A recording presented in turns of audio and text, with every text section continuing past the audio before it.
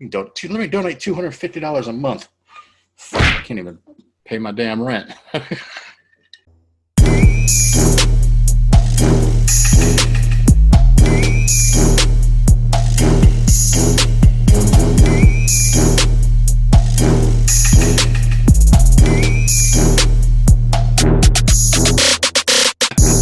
It's like snorting Kool-Aid.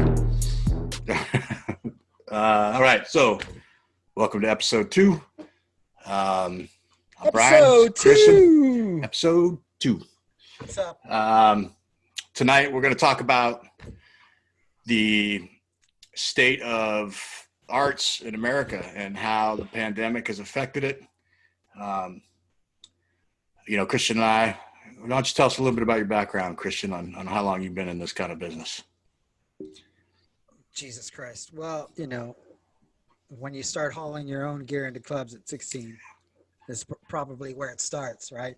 Yeah. But I've been stagehanding in Colorado since '98 when the World Arena came around. First show there was Aerosmith. I was there for that, and I've been there for pretty much everything. I did go away for a few years, for a few seasons. Between 2000 and 2005 and 6. Touring. I did 2 summer sanitariums. We played with Metallica at the old Mile High, and then came in 2001. Came back and played the same tour, Summer Sanitarium 2, in 2003 at the new Mile High. Nice. But yeah, so what we're talking about specifically is the live entertainment industry and how it has pretty much just stopped right around March. For me personally, it was March 13th was my last fucking show at the arena. That was Jojo Siwa. And since then, I did an 8-hour shift with a pop-up for Burt Kreischer, and that was last week. That was my first gig since March 13th. It has put over 12 million people, professionals, out of work and pretty much shut down an $800 million a year industry, just like that. And right now, until we figure out how we can mass gather people again, there's no hard answer as to when this business gets back up again. Right. So it's a big deal. It is. It really is. It's a big deal. Let's see. I've been in this business. I got in 2004. My first show, I can see her face. I can't remember her name. Country Reba McEntire. My first show. At the arena or at the arena. Yep, that was my first gig. I remember at the end of that gig, because I obviously had my steel toes on. My feet hurt so bad I could barely walk. Steward comes up and is like, "You okay, man?" And I'm like, "Oh, I'm great. This is awesome." I remember that day just looking at everything that we had built. And just that. Who was the steward? Q. Jammers or Suzanne? Q, yeah, Suzanne. And but I remember looking at it just being just in awe by the amount of what you can do in such a short period of time. And then just thinking about these guys on the road that, they got to make it happen. They have a different crew every single day, and they still got these time constraints. And it's just amazing when you really look at it. And it's really, it's the unsung heroes, And there's something like Christian and I have, ever since anybody that's been in this business at any sorts, and everybody's heard the expression, but we've literally lived our lives by the show must go on. So here, go ahead. Here's a good gauge for how long I've been in this business. I've been in this business so long that I remember doing Trans-Siberian Orchestra when it was a truck and a half. A little half-house show. Yeah. Yeah. but yeah, like I said, the show must go on. And then this year came along, and now all of a sudden it doesn't go on. You know, it didn't stop for anything in the past. It didn't matter if you were sick. It didn't matter if, you No, know, of man. course, if the artist Bad shit happened. something comes up Bad with the shit artist, happened, but and we'd put on a show. right, Bad shit would happen, and we put on shows so everybody could feel better about the bad shit that happened. that's right. You You know know, what I and mean? we were always there And to put that shit together. And you know, all our friends want to go out and see concerts and stuff. And say, man, I can't go. I got to go set it up. You know, I got yeah, the production side of it, which, you know, I didn't mind. Absolutely love this job. And my last job that I did here was again, I'm going to forget his name, Jason Aldean. We did Jason Aldean down here, and then we had Kiss was set up to do down here, and I down think here, Mississippi. yeah, and I think it might have been on or right around March 13th, because my kid's last day of school was March 13th, and so it was right around then. The Kiss was here, but we ended up not setting it up. Everything got shut down, and it's crazy, you know. A lot of everything else not everything had gotten shut down at the time, but you got to figure we're working with people that are traveling across the country, traveling across the world. Who knows what kind of exposure they had, and you know, not knowing anything about what's going on, they had no other choice. And it just, to me, every day that I think about it with the show must go on, it trips me out that it has stopped. And for me personally, I haven't done anything. Fucking crickets, since. bro. It's insane. Crickets, man. And right, and you know, I give this industry has been rolling year after year, month after month, week after week for fucking ever, man. And yep. And it's just nothing. Just nothing there. And you know, these tours like Bert Kreischer and I think I can't remember, but Bert Kreischer, you know, it's a good idea of what he's doing. He's just trying to get out there, trying to.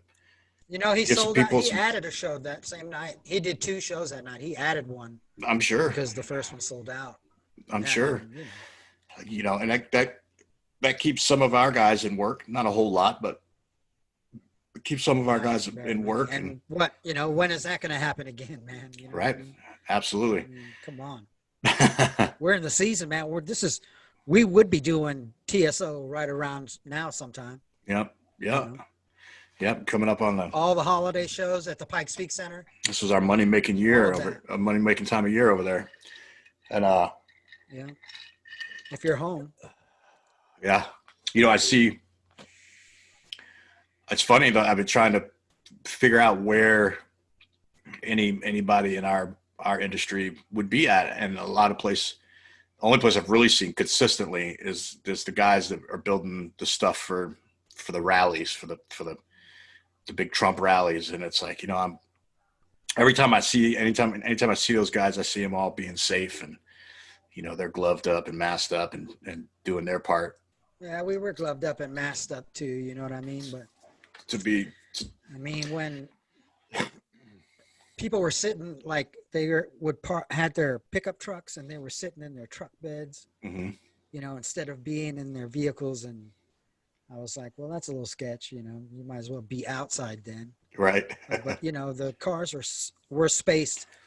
There'd be a car parked, empty space car. You know what I mean? But, right. And you know, I look at that stuff and it's as sketch as it can get. I mean, can you blame people? They just want to get out and feel a part. You know, you lose that intimacy when you're sitting in a car. You know what I mean? Yeah, but I mean, they did that pretty much all summer in Europe, and it went okay.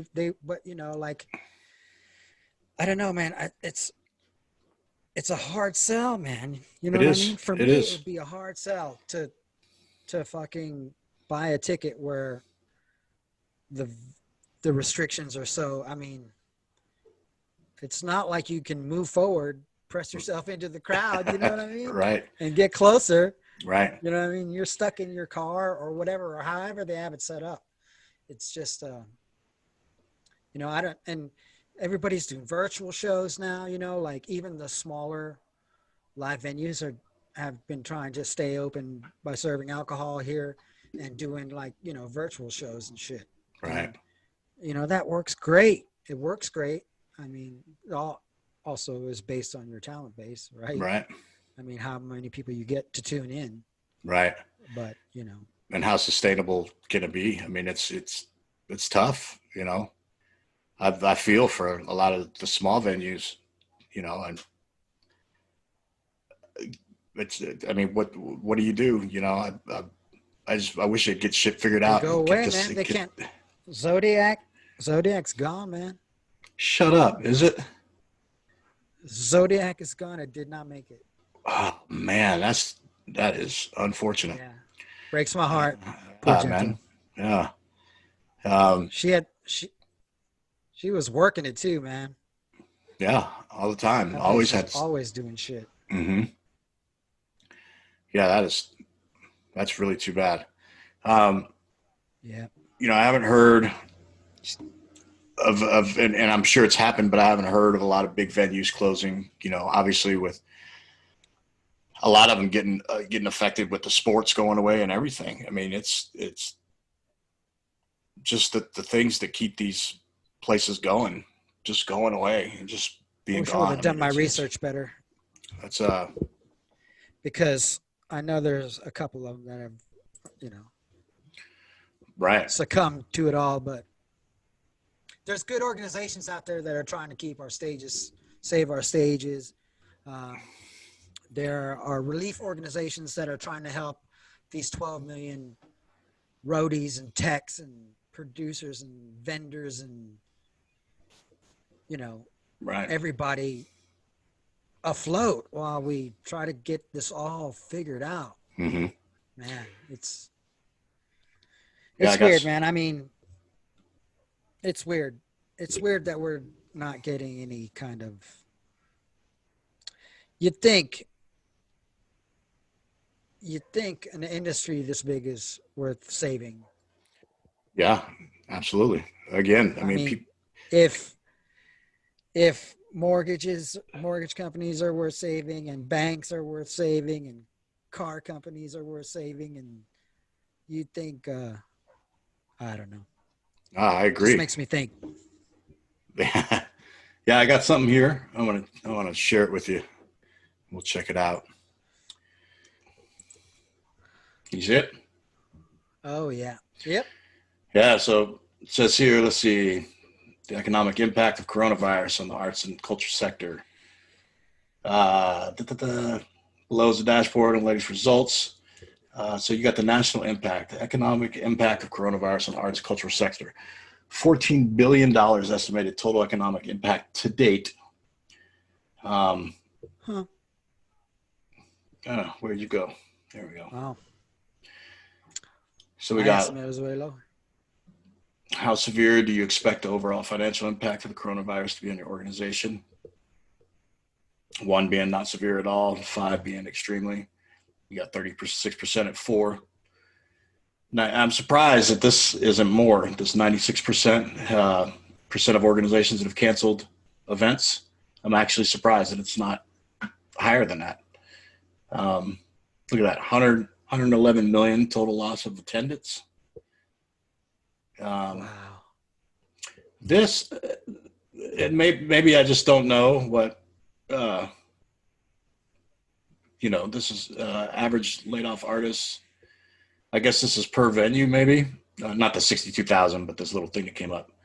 So you got 62,000 total laid off, 49,000 furloughed, which, I'm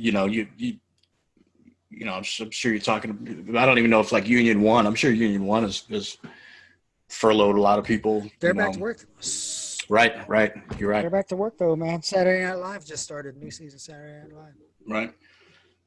Percent of organizations who have modified their operating status, 72%. I mean, these numbers are just insane. My organization has been delivering artistic content in order to raise community spirits and morale during social distance / quarantine, 89%. And that's a great thing right there. That's great that people are trying to do what they can do, because it does. Our business really, people are also consuming a shit ton of fucking content right now because there's really nothing else to do, man. You know what I mean? Right. People are listening to audio books, man, watching fucking YouTubes and TikToks and fucking You know what I mean? Yeah, People are eating shit up, you know? absolutely. You know, there's a lot of shit out there that people didn't really delve into before because they didn't have the time. Yeah. Or, you know, they had better things to do, like go to concerts and shit. Right. And that's my whole thing is you got, there's people out there that will, they talk about just not getting out of houses for your mental health. I mean, there's people that, I mean, they base seasons over concerts they're going to go to, and whether it be orchestral or you're going to follow your favorite rock band or whatever the case is, I mean, that's how much big of a deal that it is. And it's not just that. It's, it flows over into sporting events and all that stuff. I mean, we are everywhere. You know what I Well, mean? I mean, We set up everything, and right. it's And you see how this fucking disease is, man. I mean, the Broncos are fucking had to, you know, cancel their games this week and shit. You know what I mean? right. Yeah, Broncos got the COVID. I said that in episode 1 and shit. Yeah. Yeah. yeah. And there's been a No, few of but those. I mean, there's been a couple teams now. They're trying to jimmy the schedule around so that it works. I mean, so far so good. But what happens if there's a big outbreak? And that's what yeah, right. I'm you, surprised there wasn't more of that happening in the NBA. the NBA. But they did pretty Amazingly good. enough, They they did didn't pretty good. they didn't have a single positive test while they were in the bubble. That's phenomenal. That to me is, I mean, it's incredible. So they were doing it right. You know what I mean? And like baseball was the I first to heard catering was pretty bad. Oh yeah, yeah, yeah. It didn't look the greatest. Uh, I followed a couple guys' vlogs during that, and but it was what it was. They're like, it's not the best. What do you do? Um, at least they're getting to play, kind of thing. And Right. so, they did it right. Baseball was the first one to try and go from stadium to stadium, and then right off the bat, they had a couple big outbreaks. But only shut down a couple teams, and they've managed to. They're deep in their playoffs now, and at least they've gotten through it. It'll be interesting to see how the NFL or college football continues. I mean, I hope they have it figured out, and I hope they can continue doing it. But it remains to be seen, man. Well, you know how we're doing it around here and shit. This is how we're doing it around here. Right. I wonder what it costs to get yourself a little cardboard cutout they can put in one of them stadiums. And They sell them, bro. They really do. Yeah, and they also sell. You could buy at least you could for NBA. You could buy a Zoom seat, where your face will be like on a little screen right there, and you could buy that. Dr. Disrespect had one for the playoff. Really? The playoff games. Yeah, he did. Yeah, they had Pat McAfee, and they played his fucking song during one of the TV breaks. Really, they had yeah. Pat McAfee he got one, and he did like a disguise, and he had the people who listen to his podcast. He's like, if you could find where I'm at, whoever finds me will win this big prize or whatever. Well, he sat there until like the third quarter of the game, and nobody had found him yet, and he's like a total in disguise. And finally, he's like, screw this, I'm taking it off. Takes it off. I think he took off his shirt, and all of a sudden, he was kicked out. He was kicked out of his Zoom. He's like, what the hell? And it's because all he did was take his shirt off to like change to another shirt. He's like, I'm just sitting in my living room, man. It's like not like I was being lewd or anything like that. He's like, nobody could ever see me. And but yeah, they were pretty strict about all that stuff too. Pretty insane. Yep. So yeah, I what have you done? What are you doing to keep yourself busy outside of to keep myself? Yeah, since there is nothing going on, I spend a lot of time. I try to spend a lot of time outdoors. My girlfriend gets me out as much as she can, coax me into it. But that's a good thing. I'm trying to reinvent myself too. You know what I mean? What do you do? What do you do? What do you do? Right. Yeah, I'm 54, man. I'm not young anymore, dude. You know what I mean? I do. And It's daunting. It is. It is. Yeah. Trying just my I mean, kids. fuck, dude, I've been a pirate for fucking 25 fucking years now or some Right. shit like that. It's been a long fucking time. I've been doing this, man, Yeah. But it's okay. I Say can't you're play in a band right now. all right.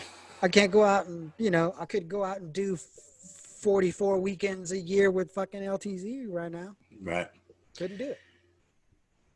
If it were to say, if you're still at where you're at right now, and for the stroke of whatever luck, it all started back up tomorrow, are you going to continue in the business until something else comes up, or until you figure out how to reinvent? You got to make some. You got to make some hard. I guess you got to make some hard choices, man. And I don't know if I want to get into it right now, but but I mean, yeah. If I got a call to go on tour tomorrow, I would probably go on tour. I mean, that's what I do, right? Right. I mean, or if magically we had a season on the calendars all of a sudden.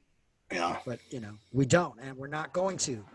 Again, Broadway pushed their season opening back to what now? April of next year or March, end of March of next year.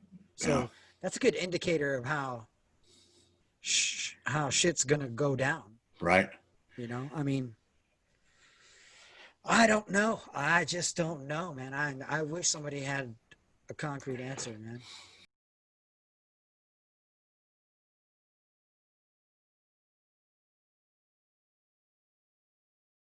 Down due to the pandemic with no productions through next May. This is having a devastating impact for actors, producers, stagehands, and theater workers, which impacts nearly 100,000 workers. Many fear the jobs they have lost could be gone for good.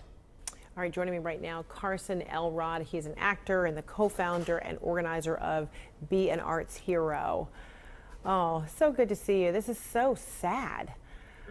I mean, it is very sad. It is sad. And I mean, and you're feeling this shutdown personally as well. Tell me what it's been like for you and, and how you try to remain hopeful. Well, what it's been like for me is back in March, I lost 3 jobs at the same time, just like so many people that I know. And Morgan Ashley Bryant's story is a common one. I know people that are leaving the city all the time, and we really are the human infrastructure of the creative economy. When it comes to Broadway, that's 97,000 people that are now completely and totally unemployed. And in fact, if I can stop you right there, help people understand, because they'll think, okay, Broadway, they're thinking the people that they see, on stage. Right. But I mean, those 90,000 people, near 100,000 people. I mean, the variation of jobs and roles. I mean, it's just significant. It's huge.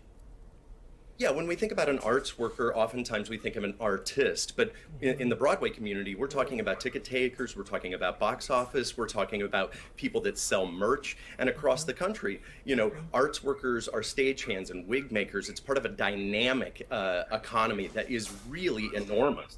Are you finding that is kind of the more common situation where people are having to pack up and leave New York altogether?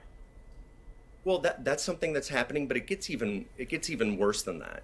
We just recently spoke with Patty Baressa at the Sims Foundation in Austin, Texas, that deals with substance abuse and mental health crises for people in the music sphere.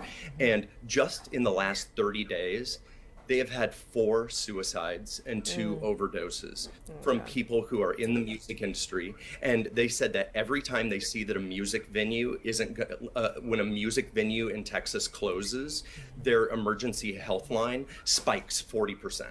So we really are in a humanitarian crisis. And one of the things that gives me hope, you were asking earlier, is the Be an Arts Hero campaign that I am part of. What we're trying to do is we're trying to get all 5.1 million people that work in the creative economy in the arts and culture sector in the United States to get together. And when I say arts worker, I mean Broadway producers, I mean actors, I mean ushers, I mean stagehands, I mean people that work at museums, I mean people all over this country to get together together and press all 535 members of the United States Congress to pass emergency relief for our sector. Because when you see that 10 airlines are able to secure $50 billion in relief, we are an $877 billion sector. We're bigger than transportation. We're bigger than agriculture.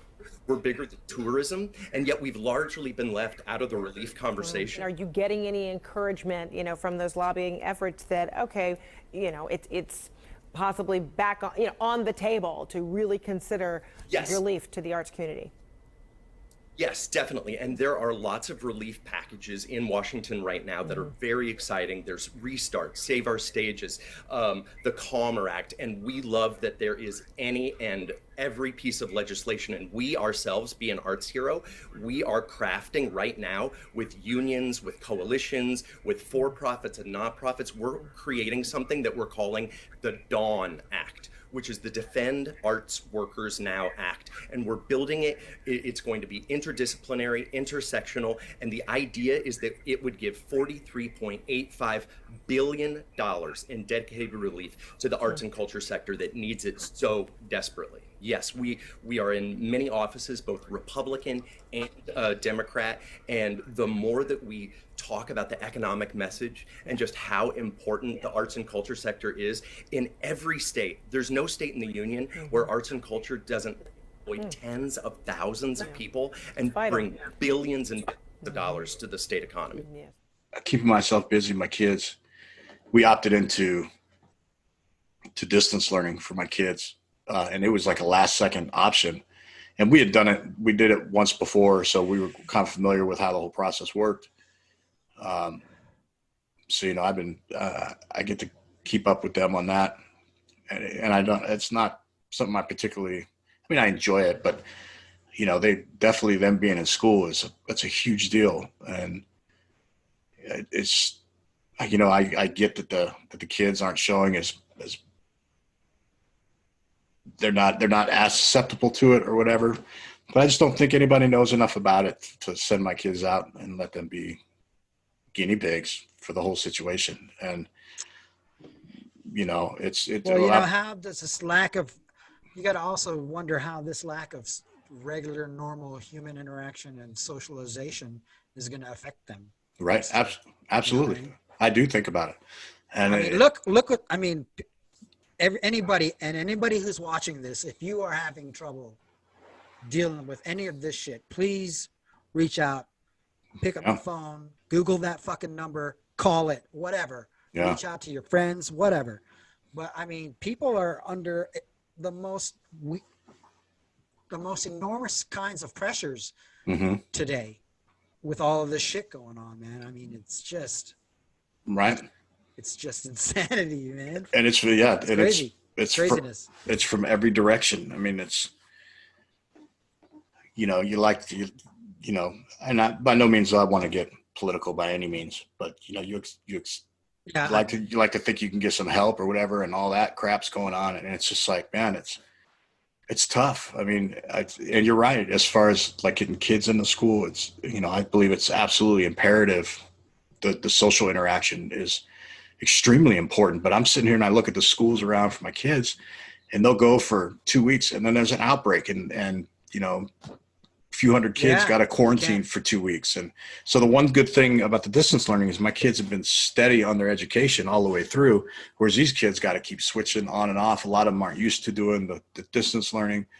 And it's not an easy thing to get used to. It's not just set them in front of a computer and there's a teacher there to teach them. You got to be there. You got to help them. You got to get them through it all. You got to follow the curriculum.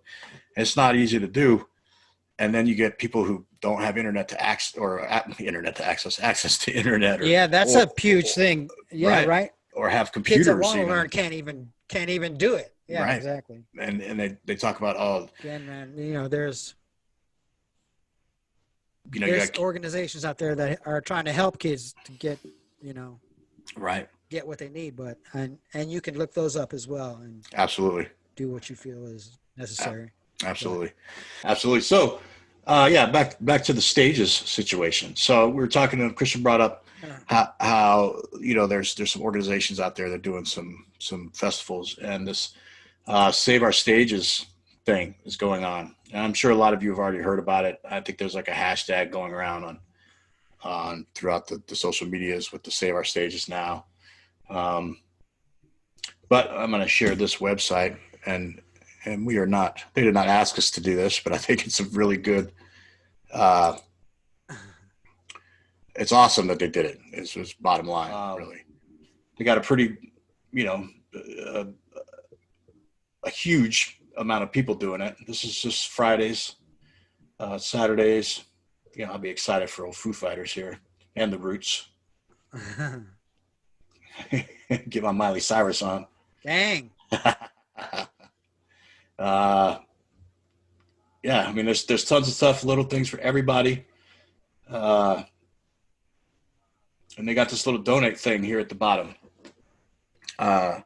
which obviously, they realize that not everybody can donate, but if you get here, you enjoy it, definitely donate. It helps out a lot of people. Now, this here is about contacting your senators which you mentioned to me that you did, right? Right, I did do.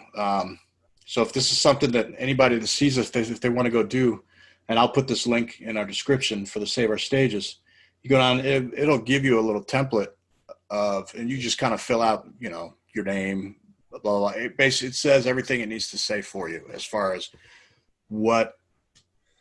is there anything that can be done? I mean, because our business, from the artists all the way down to the truck loader, and everything in between is, we're all hurting. Everybody's hurting.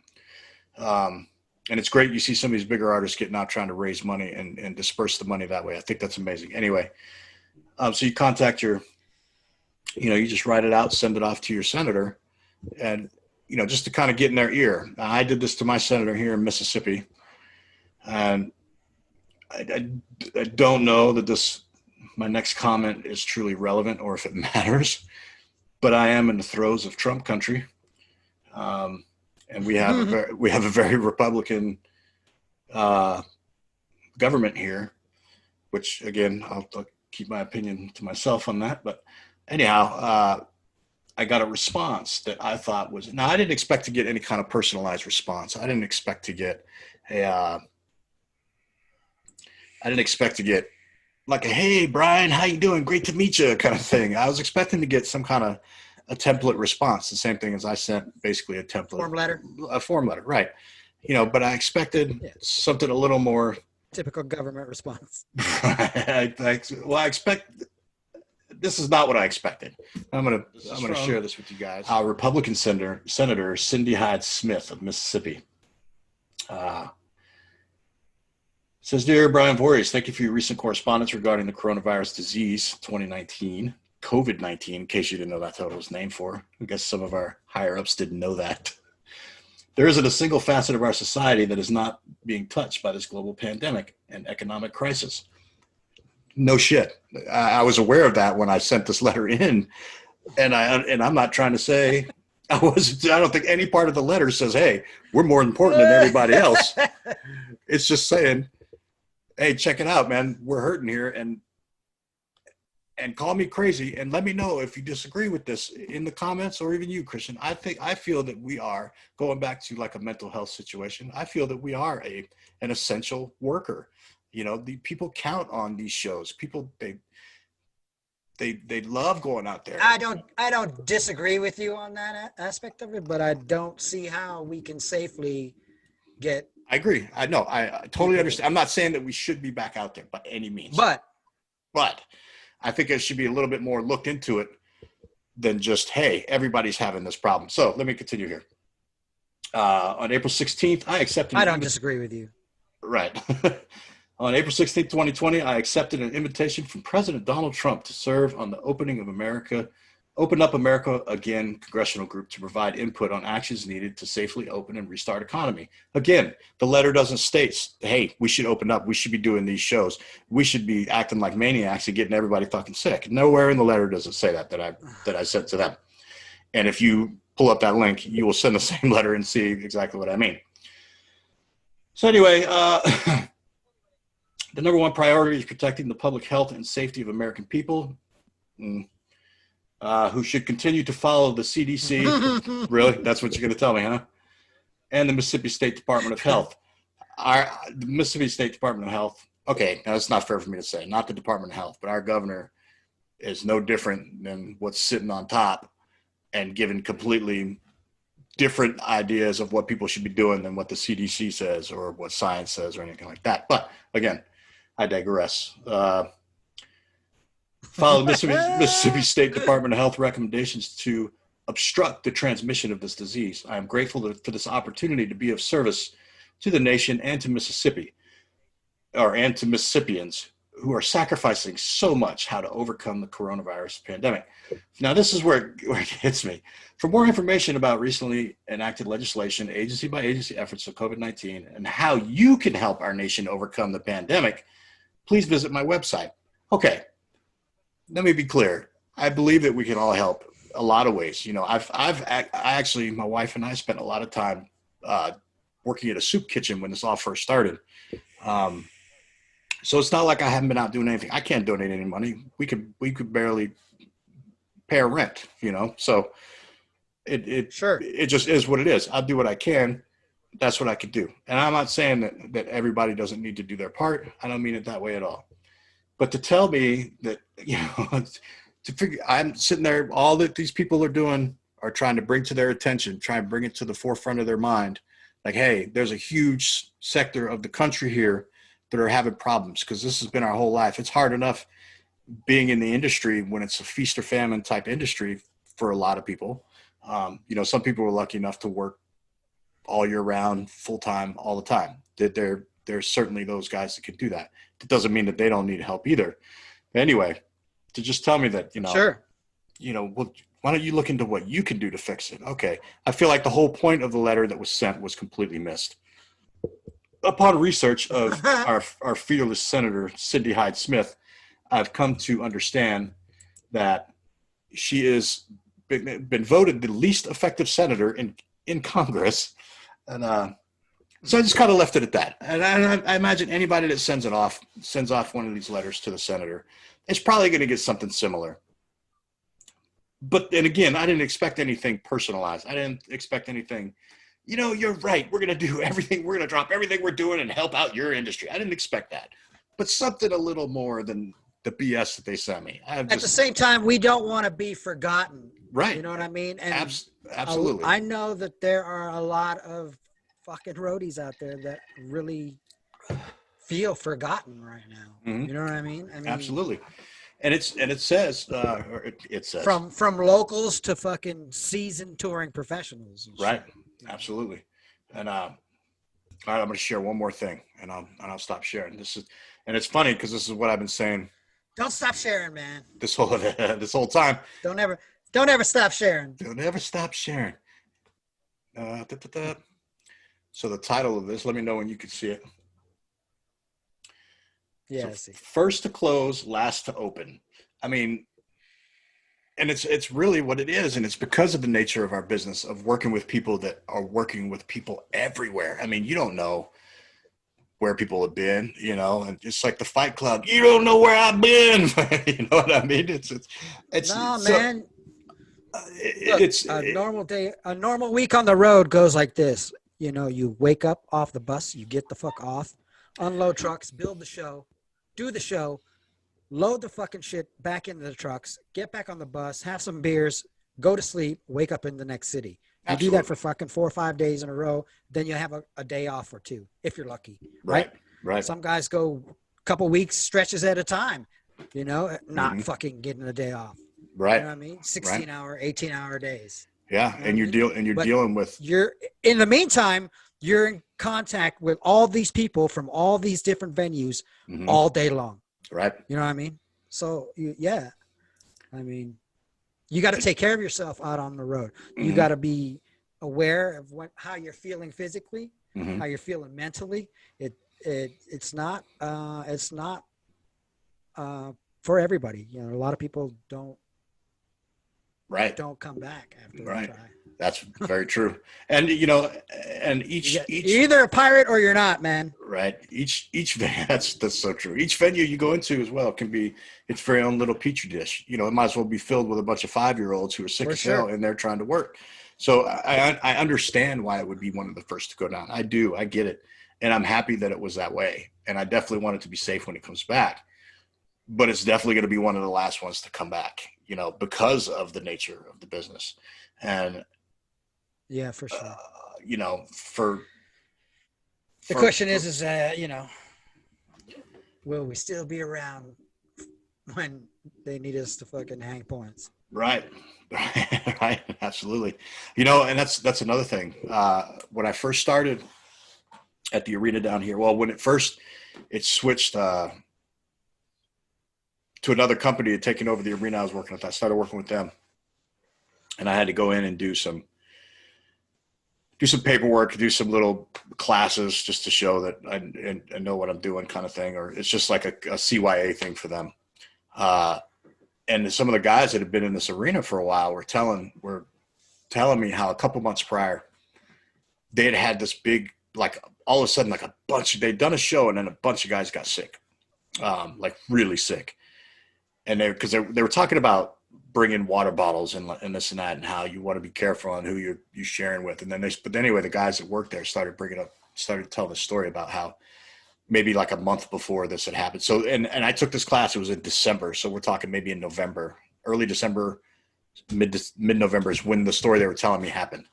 So he told me about this, and I remember thinking, man, I've been in this business for, 15 plus years. I've never heard of that happening. And which to me, I thought that's pretty incredible. You'd think you'd hear that a lot more often, just for, again, it being kind of a petri dish and people just getting sick and working so close together, but it had never happened. I was like, that's kind of weird.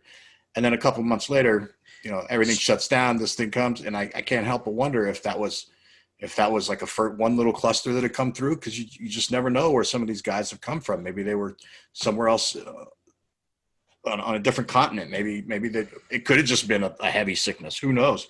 Those guys, I just remember those guys were really surprised. They're like, man, people got really sick when they came up here, or when they after doing that show, and it was all had stemmed back to that show. And so yeah, I found that pretty curious when I heard that story. I didn't know. Obviously, I don't know. They didn't know. We didn't know anything about COVID-19 when they told this story. Nobody had a clue.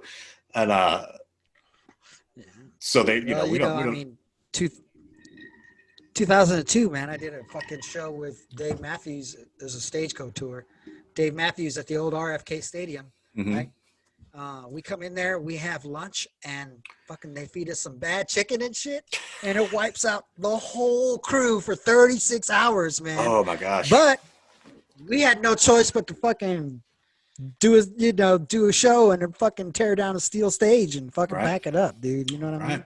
Yeah. It was a terrible shift, man.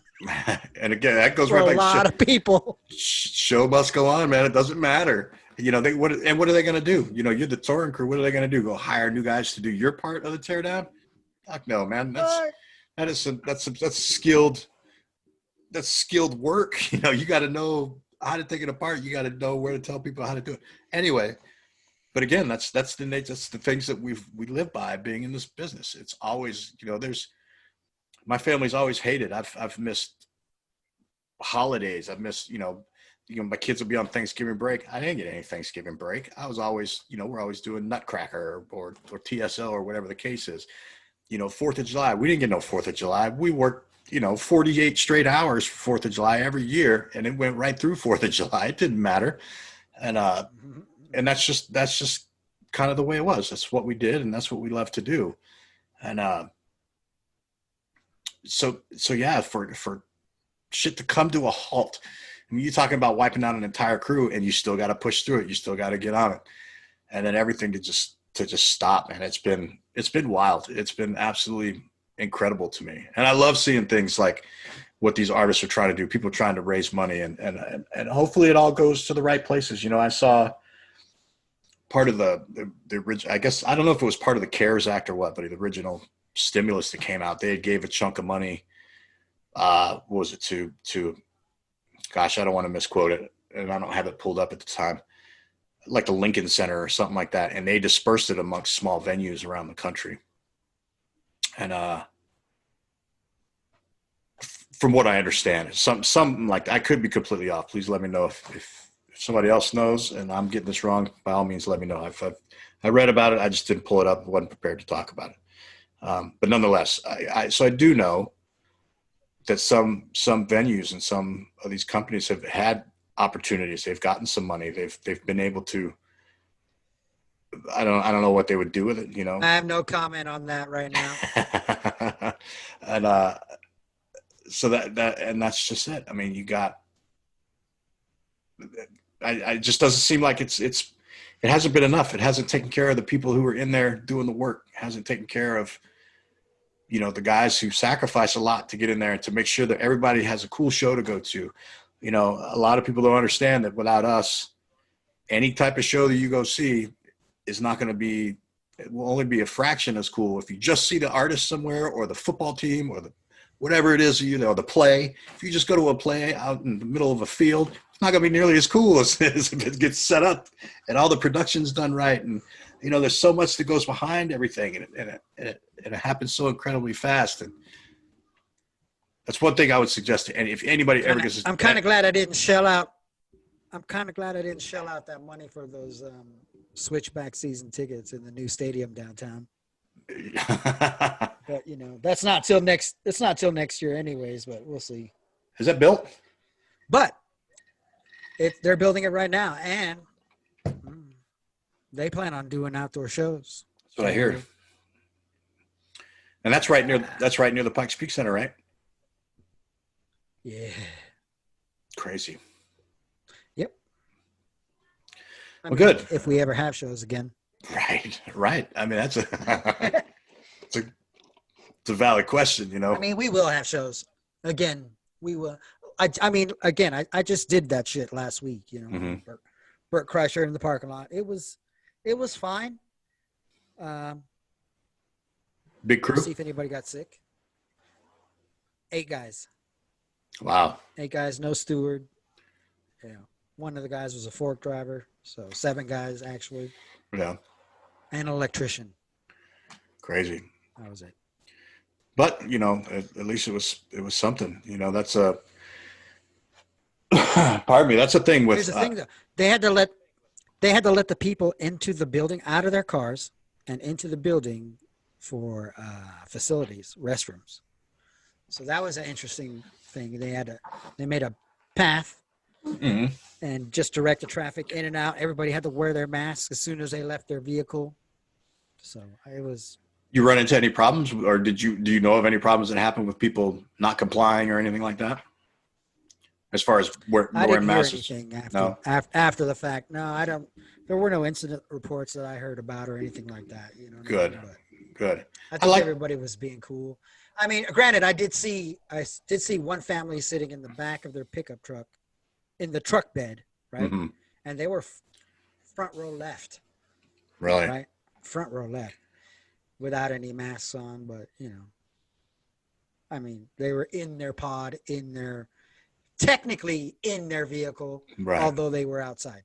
Right. But, that's beyond my purview. I mean, right, somebody should have said something. Right. I feel.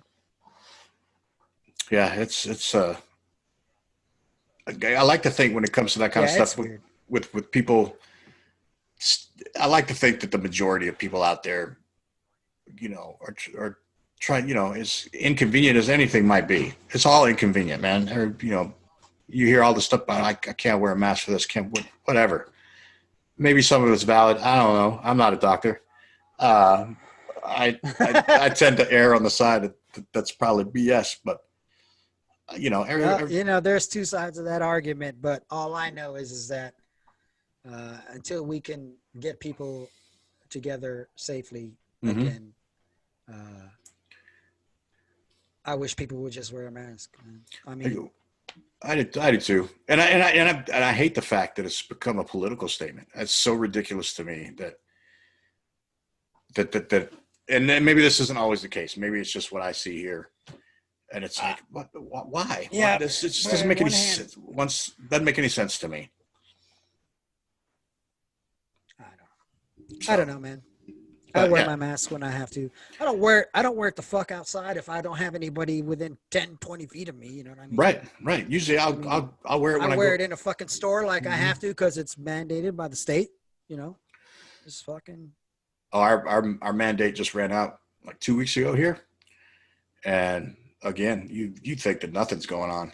I mean, you still get a lot of people that wear it. Don't get me wrong, but a majority of people just don't. They just don't, and the numbers are going through the roof again. Anyway, um, again, I'm not a doctor. If they tell me it's safer to do it a certain way, I'm going to do it a certain way just to be safer, just to err on the side of caution, whether it's right, wrong, That makes indifferent. sense. It's Makes sense to me. right. But, so yeah, I I don't know hope. what the problem is. uh, yeah, hopefully we all get through this. And again, you're right. Of course, there's going to be shows again. Whether you and I are still around to enjoy it or to be able to do it, or if life has moved on by then, who knows? I certainly can't sit around and do nothing. I can't sit around and wait. I mean, One of my friends who was, one of the top guys here at fucking AEG Rocky Mountains and shit, has decided to hang it up, and he's doing custom pickup trucks now, man. You know what I mean?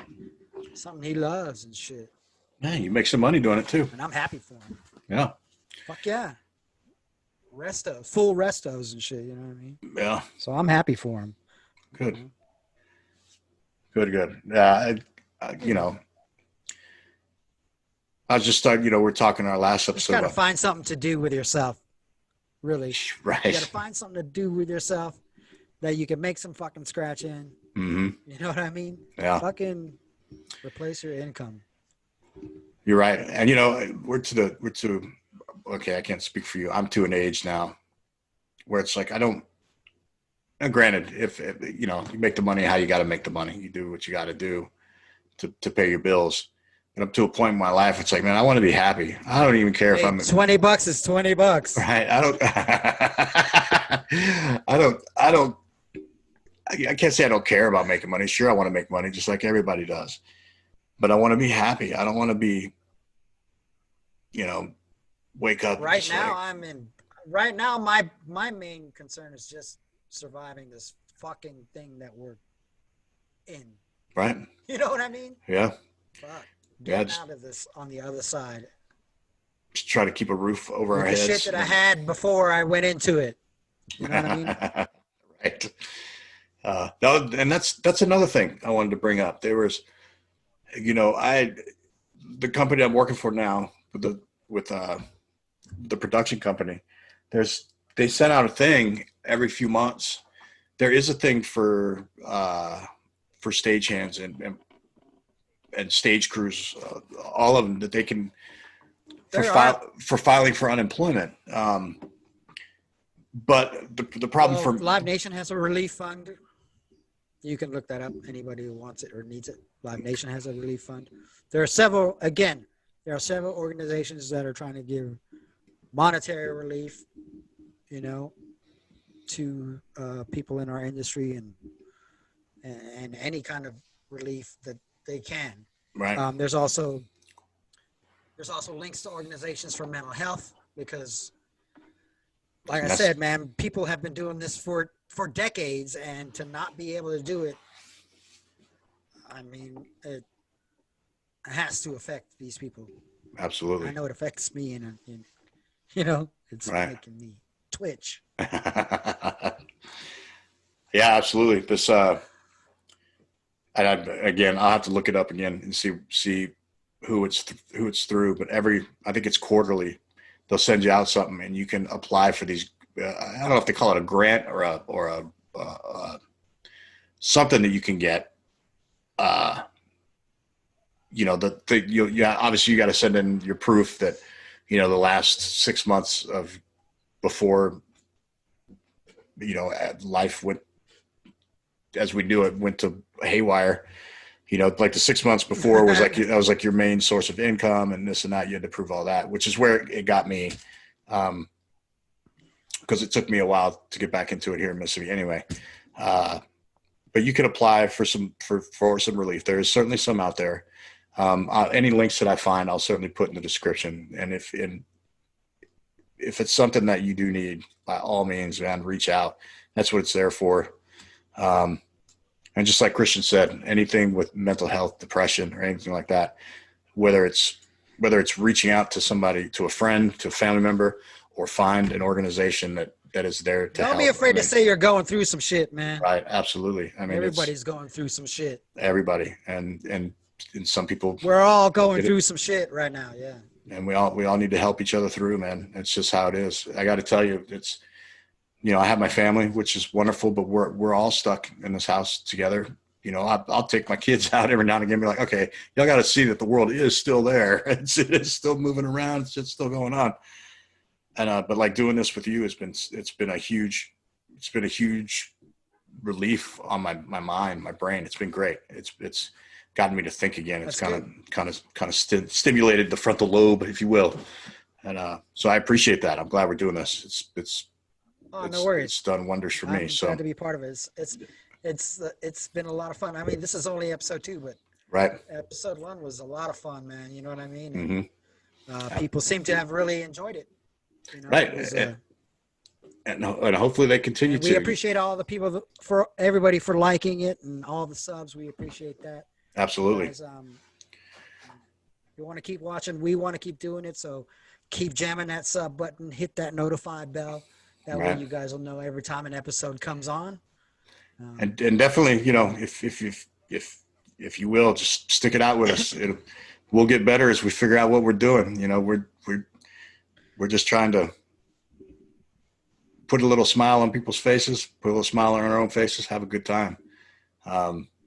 We're going to be talking, we were talking about, you know, what we're going to do with the show here in the next few months. So, you know, we've got some plans. We want to delve into specifically Colorado Springs, some of the older venues from back in the day. So we'll be reaching out to people, you know, to come onto the show with us, talk about their roles in some of these venues. And, you know, we'll be talking to bands, local bands from way back when, and, you know, currently trying to gig through this COVID how they're navigating. Yep. And that's you know what I mean? So we have plenty of stuff to talk about and plenty of stuff to we have plenty of show. Right. I think that's all I got today. Christian, how about you? Yeah, I mean, I think we shed a light on what's going on in our industry a little bit, you know, for people that haven't been in the know or haven't been, because I mean, you know, we're not really making a lot of news anymore. You know what I mean? People, right. I just don't want people to forget about us. You know? Absolutely. Or the folks that I'm sure the state of today's live music industry will come up again and again as we do more episodes talking about current venues and even the older venues. You know what I mean? Absolutely. So it's all going to be part of an ongoing conversation as long as we're in these conditions that we're living in right now. So absolutely. You know, what the fuck? You bet. But I mean, I think you and I have made we've had our say, you know what I mean? So, and that's really what we want to do, right? Absolutely. I want my goddamn say. That's right. I don't care if you listen to me or not. I'm going to say what I got to say. Right. And again, we understand that everybody's going through this. This is not, you know, this is just our personal experience and what we know. So, you know, we get it. Everybody's having a tough time. It's haywire. We understand. And, but we're all going to do what we can to get through it together and come out the other side, hopefully nice and shiny and happy. I love that picture. Yeah. So that's the Slayer farewell tour. think that was leg 4. Is there any correlation Yeah. there? So Slayer End of tour retires. photo. Slayer retires, and the world goes into lockdown. World goes to shit. Right? What's up with that? I don't know, man. I don't know. But hey. So yeah, next time we won't try to be so heavy with our episode. We'll try to have a little bit more fun, Right. like the first episode. So it's Absolutely. not always going to be, but sometimes we have to talk about shit that needs to be talked about. And this Absolutely. happened to be one of those occasions. Absolutely. You're absolutely right, Christian. So there you go. And it'll definitely be much, and hopefully this can be uplifting for people. They can see, get a broader perspective on why things aren't going on as far as this industry goes. So, we ain't crying, and we're ready to go back to work, man. We're just trying to figure out how, so that we can continue to make y'all feel better by putting on shows. right. And thank you guys for You making us crazy feel better. bastards. Thank you for making us feel better, for checking it out. We do appreciate it. And Yeah, man. until next time, So we'll see you guys next time. Yeah, right All right. on. Later. good talking to you.